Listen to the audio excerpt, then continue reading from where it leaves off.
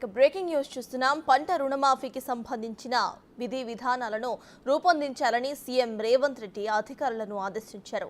August 15 లోపు రుణమాఫీ చేసి తీరుతామని స్పష్టం చేశారు. రుణమాఫీకి సంబంధించిన పూర్తి వివరాలు సేకరించి ప్రణాళికలు సిద్ధం చేయాలని అధికారులకు సూచించారు సీఎం.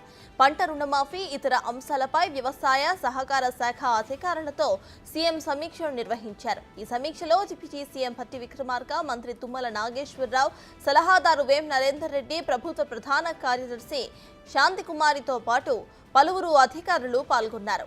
అసెంబ్లీ ఎన్నికల్లో రాష్ట్రంలో కాంగ్రెస్ పార్టీ ప్రధాన ప్రచార అస్త్రం పంట రుణమాఫీ. అయితే ఆగస్టు 15 లోపు సంపూర్ణ రుణమాఫీ అని చెప్పిన సీఎం రేవంత్ రెడ్డి ఆ దిశగా పంట రుణమాఫీతో పాటు ఇతర అంశాలపై అధికారులతో సమీక్షను నిర్వహించారు.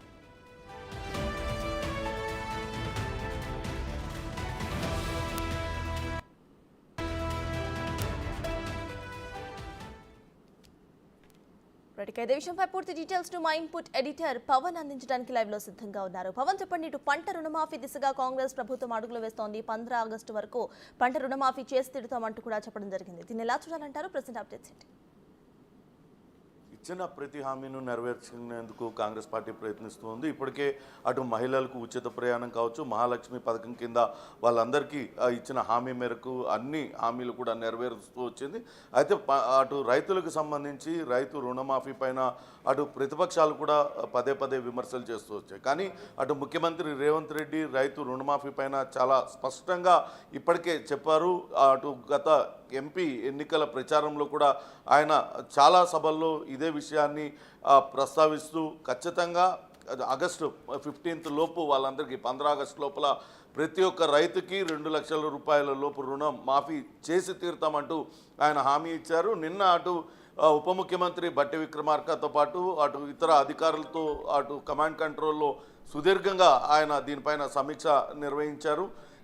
ఈ ఆగస్టు 15 లోపు ఎంతమంది రైతులు రుణమాఫీకి అర్హులు ఉన్నారు, లబ్ధిదారులు ఎంతమంది అవుతారు, దానికి సంబంధించిన బడ్జెట్ ఎంత అవుతుంది, తదితర వివరాలన్నింటినీ కూడా వెంటనే తనకు చెప్పాలంటూ నివేదిక ఇవ్వాలంటూ అధికారులకు ఆదేశాలు జారీ చేశారు. దాదాపుగా 2 లక్షల లోపు రుణమాఫీ పొందే రైతులు ఎవరెవరు ఉంటారు, బ్యాంకర్ల దగ్గర నుంచి ఎంత రుణం తీసుకున్నారు, బ్యాంకుల నుంచి ఎంత పూర్తి వివరాలు సేకరించాలంటూ అధికారులకు ఆదేశించారు. కేవలం అటు జాతీయ బ్యాంకులే కాకుండా సహకార సంఘాలు ఏదైతే జిల్లాలలో ఉంటాయో డీసీపీ బ్యాంకులు, ఇతర సహకార సంఘాల నుంచి కూడా రైతులు తీసుకున్న రుణాల వివరాలన్నింటినీ కూడా పూర్తి స్థాయిలో తనకు అందజేయాలంటూ ముఖ్యమంత్రి రేవంత్ రెడ్డి ఆదేశించారు. ఎట్టి పరిస్థితుల్లో కూడా ఈ ఆగస్టు 15 లోపు మొత్తం అందరు రైతులకి రుణమాఫీ జరిగే విధంగా చర్యలు తీసుకునేందుకే నిన్న ఆ సమీక్షా సమావేశం నిర్వహించారు.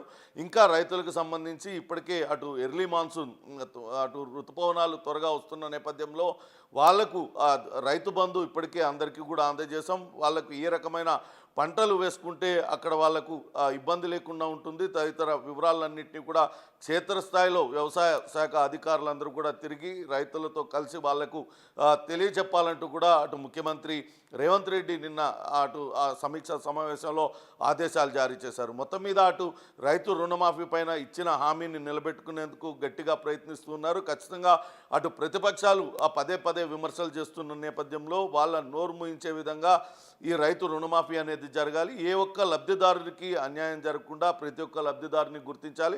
అందుకు జాతీయ బ్యాంకులే కాకుండా సహకార సంఘాల నుంచి రుణాలు తీసుకున్న రైతుల వివరాలు కూడా సేకరించాలంటూ ముఖ్యమంత్రి రేవంత్ రెడ్డి నిన్న కమాండ్ కంట్రోల్ రూమ్లో చేసిన సమీక్షా సమావేశంలో అధికారులకు ఆదేశాలు జారీ చేశారు. సర్తాజ్, రైతు రుణమాఫీలో కట్ ఆఫ్ డేట్ కూడా ఒక కీలకమైన అంశం అని చెప్పాలి. అయితే ఈ కట్ ఆఫ్ డేట్కు సంబంధించిన అప్డేట్ ఎప్పటి వరకు వచ్చే ఛాన్స్ ఉందనుకోవచ్చు? అయితే ప్రస్తుతం దాని మీదే అటు అధికారులకు ఆదేశాలు జారీ చేశారు.